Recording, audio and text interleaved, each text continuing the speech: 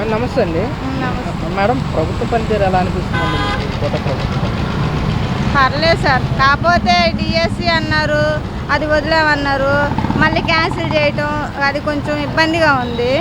మిగిలినవన్నీ అన్నీ డిఎస్సి ఈ వారంలో ఫస్ట్ వారంలో నోటిఫికేషన్ మళ్ళీ విడుదల చేస్తామని కూడా చెప్తున్నారు. ఎలా అనిపిస్తుంది?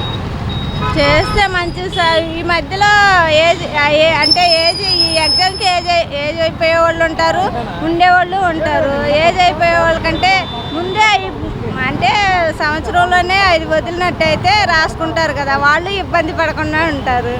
కానీ ఇది కొంచెం లేట్ చేశారు, అదే కొంచెం ఇబ్బందిగా ఉంది. ఏటైనా కానీ కొంచెం అమలు చేయడం అనేది కంపల్సరీగా ఇంప్లిమెంట్ చేస్తామని కూడా చెప్పాలి.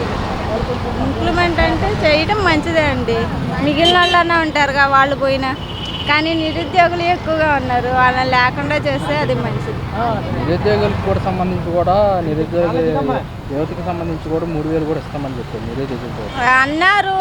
ఆగస్టులో ఎప్పుడో చెప్పారు, అప్పటికెప్పుడో వేస్తామన్నారు.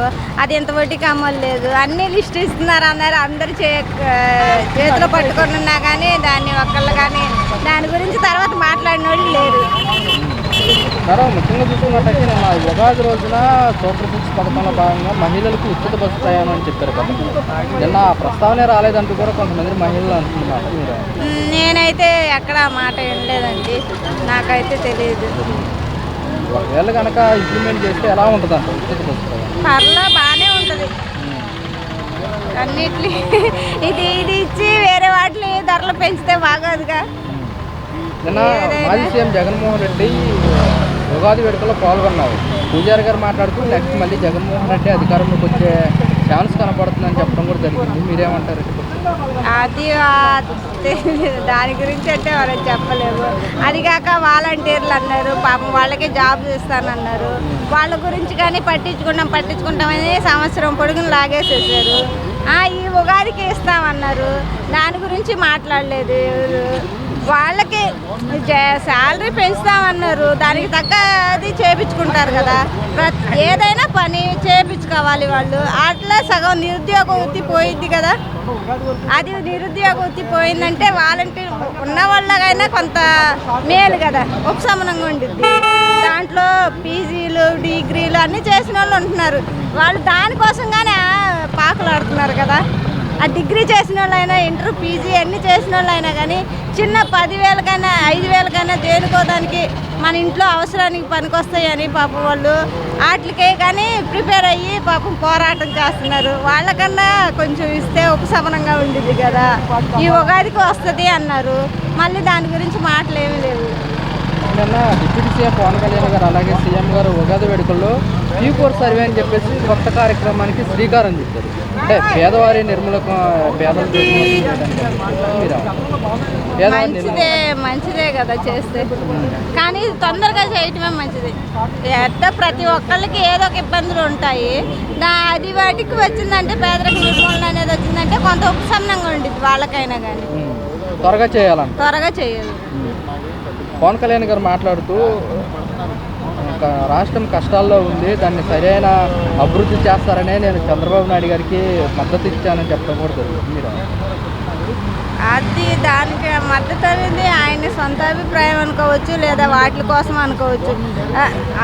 రాష్ట్రం దాంట్లో ఉందంటే ఉంటుంది, కానీ హామీలు కానీ ఇచ్చారు కదా. హామీలు నెరవేర్చకుండా వాటికంటే అట్లా హామీలు నెరవేరుస్తే దాని గురించి కానీ పట్టించుకుంటే ఇంకా మంచిది అనుకుంటున్నాను. నాయకుడు అంటే సాధారణంగా ఎన్నికల్లో ప్రజల గురించి ఆలోచిస్తాడు. చంద్రబాబు నాయుడు గారు విజనరీ ఉన్న నాయకుడు, నెక్స్ట్ వారం గురించి కూడా ఆలోచించే నాయకుడు అని చంద్రబాబు నాయుడు గారు చెప్పడం జరుగుతుంది. మీరేమంటారు? అంటే రేపటి రోజు కూడా చంద్రబాబు నాయుడు గారు ఆలోచిస్తారు అంటే ముందు ఇవన్నీ నెరవేర్చారంటే ఆలోచించనక్కర్లేదు. నెక్స్ట్ కానీ వీళ్ళే వస్తారని గట్టిగా నిర్ణయించుకోవచ్చు. మనం ఇచ్చిన హామీలన్నీ నెరవేర్చారనుకో, ప్రతిదీ కష్టం లేకుండా చేశారంటే తర్వాత నాకు నమ్మకం ఉంది, అదే ఇంకా గ్యారంటీగా నెక్స్ట్ ఈ ప్రభుత్వమే రావచ్చని అనుకోవచ్చు. ఎలా అనిపిస్తుంది అంటారు ప్రభుత్వం పనితీరు పథకాల విషయంలో చూసుకుంటే కనుక ఉగాది నుంచి ఉచిత బస్సు ప్రయాణం అని చెప్పారు. పథకాల విషయానికి వస్తే పథకాలు మాకేం రాలేదండి. పథకాలు చూసుకుంటే కనుక కొంచెం టైం పడుతుంది, రాష్ట్రంలో అర్థం చేసుకోవాలని కూడా సీఎం గారు అంటున్నారు. ఎన్ని రోజులు అర్థం చేసుకుంటాం. జనవరి కానీ పథకాలు ఇస్తా, నెలకి పిల్లలకి 1500 వేస్తున్నారు, అవి రాలేదు. రేషన్ కార్డులో పిల్లలు పేర్లు ఎక్కించమన్నా పేర్లు ఎక్కించట్లేదు. ప్రూఫ్లు కావాలి, ప్రూఫ్లు మా తరఫున ఎవరూ లేరు. ప్రూఫ్లు కావాలంటే ఎక్కడి నుండి తెస్తాం? గతంలో ఎలా ఉంది? గతంలో అప్పుడు అంతే, అప్పుడేమో వేలు ముద్దలు కావాలి అని అన్నారు. సర్వీస్ పని చేయలేదని అప్పుడు జగన్ అప్పుడు అన్నారు, ఇప్పుడు అంటున్నారు. ఇంకేం పథకాలు కష్టం చేసుకుంటే తింటా, లేకపోతే లేదు. అంటే నేను చూసుకుంటే కనుక మాజీ సీఎం జగన్మోహన్ రెడ్డి గారి ఉగాది కార్యక్రమంలో పూజారి గారు చెప్తే నెక్స్ట్ జగన్మోహన్ రెడ్డి గెలిచే అవకాశం ఉంది. జగన్ అన్న వచ్చినా అంతే, చంద్రబాబు నాయుడు అన్న వచ్చినప్పుడు అంతే. కష్టం తప్పదు. ఎవరు ఇచ్చిన పథకాలు మాకేమి పథకాలు పోయి అప్పుడు రాలేదు, ఇప్పుడు రాలేదు పథకాలు. ఇంకేం చేస్తా? అలా చూసుకుంటే కనుక మళ్ళీ సీఎం గారు ఆరోసారి కూడా ముఖ్యమంత్రి అయ్యే ఛాన్స్ ఉంది అని కూడా పూజారి గారు చెప్పడం జరుగుతుంది. ఏమో ఆ అన్న ఏమీ పెట్టలేదు, ఈ అన్న ఏమీ పెట్టలేదు. మన కష్టపడి అక్కల కష్టం మీద బతకడం అంతే. చూసుకుంటే కనుక నిన్న ఉగాది రోజున కొత్త కార్యక్రమానికి శ్రీకారం చుట్టారు. P4 అని చెప్పేసి కూడా, అంటే పేదవారి జీవితాల్లో వెలుగులు నింపేలాగా చెప్పేసి కూడా. ఏమో వస్తే కానీ చెప్పలేమన్నా. అన్న ఎలా అనిపిస్తుంది అన్న ప్రభుత్వం పనిచేయడం ఎలా అనిపిస్తుంది? బాగానే ఉంది. ఉద్యోగస్తులైనా ఉగాది నుంచి ప్రారంభిస్తా ఉన్నారు. రోజు కూడా ఎలాంటి ప్రస్తావన కూడా రాలేదు. ఏం ఎవరు అంటే మరి వాళ్ళు ప్రకటించాలి కదా. చూసినట్లయితే నిన్న మాజీ సీఎం జగన్మోహన్ రెడ్డి ఉగాది వేడుకల్లో పాల్గొన్నారు. పూజారి గారు చెప్తూ నెక్స్ట్ 2029లో మళ్ళీ జగన్మోహన్ రెడ్డి అధికారంలో ప్రారంభించారు. పూజారి గారు చెప్తున్నారు. అలాగే చూసుకున్నట్లయితే కనుక నిన్న ఉగాది వేడుకల్లో సీఎం గారు అలాగే డిప్యూటీ సీఎం గారు కూడా పాల్గొన్నారు. మళ్ళీ చంద్రబాబు నాయుడు గారు ఆరోసారి ముఖ్యమంత్రి కూడా అవుతారని కూడా పూజారి గారు దానికి ఏంటి అంటే నిన్న ఒక కొత్త స్కీమ్ అనేది తీసుకురావడం జరిగింది. కార్యక్రమం P4 సర్వే, P4 అని చెప్పేసి తీసుకురావడం జరిగింది. దీంతో 30 లక్షల కుటుంబాల జీవితాల్లో మార్పులు వస్తాయంటూ కూడా చెప్పడం జరిగింది. మార్పు రావాలని కోరుకుంటున్నాం కదా. ఎలా అనిపిస్తుంది ప్రభుత్వ పనితీరు? ఎలా అనిపిస్తుంది అనుకోవడం ప్రభుత్వం?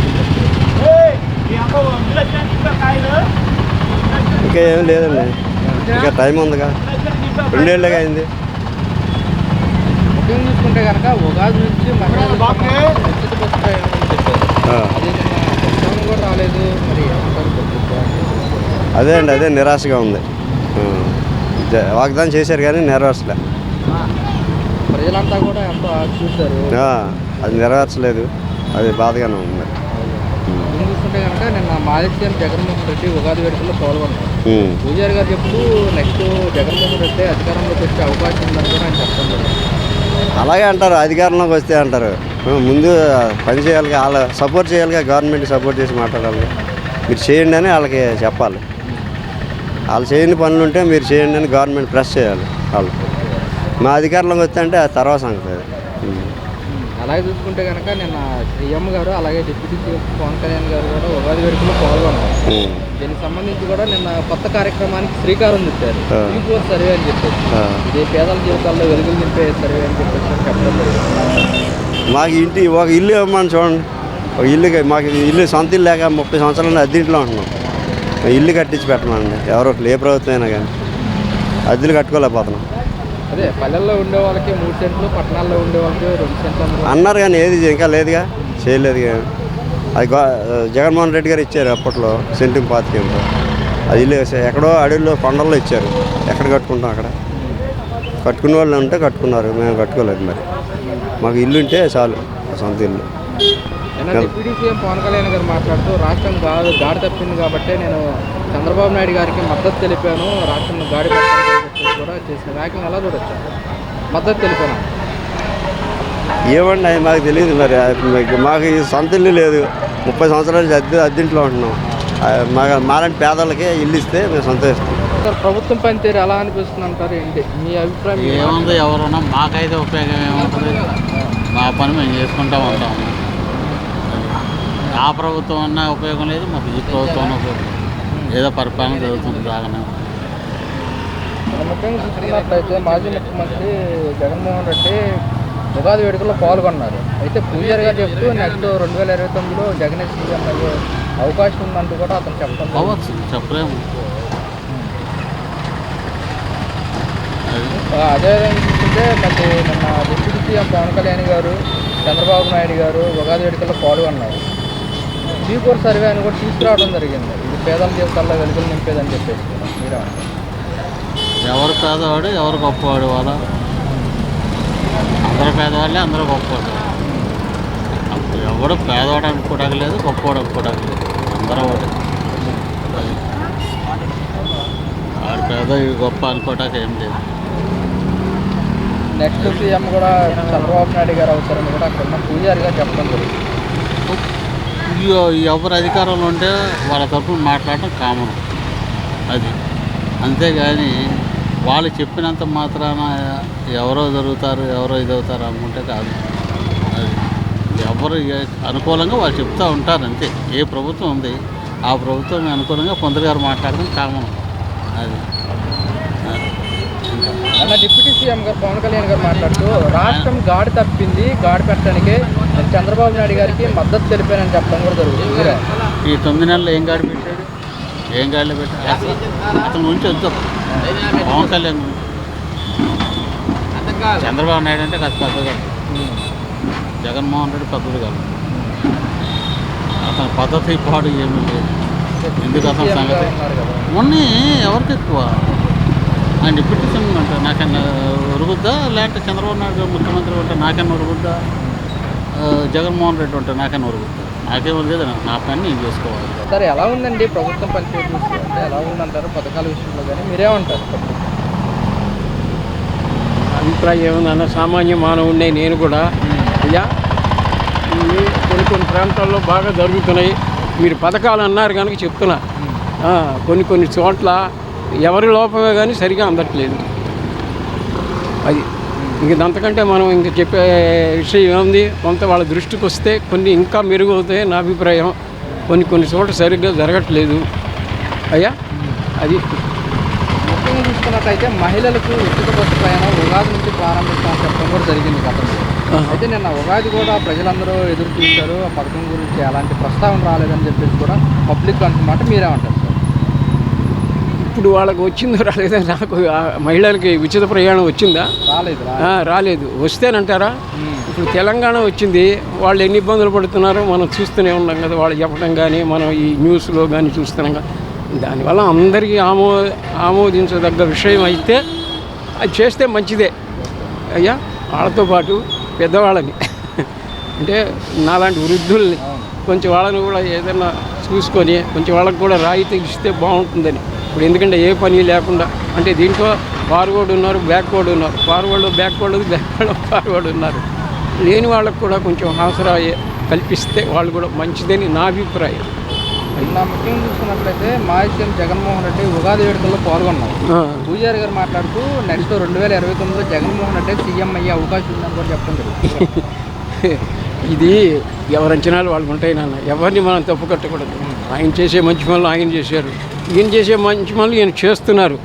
జనం చేతుల్లో ఉంది ఇది, పంతులు గారి చేతుల్లో ఉన్న ఇది ఎక్కడ లేదండి. జన నాడి ఆయన మంచివాడైనా కదా మరి ఇవాళ అంత బ్రహ్మాండమైన మెజార్టీతో గెలవటానికి అవకాశం ఏంటంటే ఆయన మీద మంచి అభిప్రాయం అంతకుముందు చేస్తున్నారు, అనుభవం ఉంది, చేస్తారనే నమ్మకం, చేస్తున్నారు, చెయ్యాలి కూడా.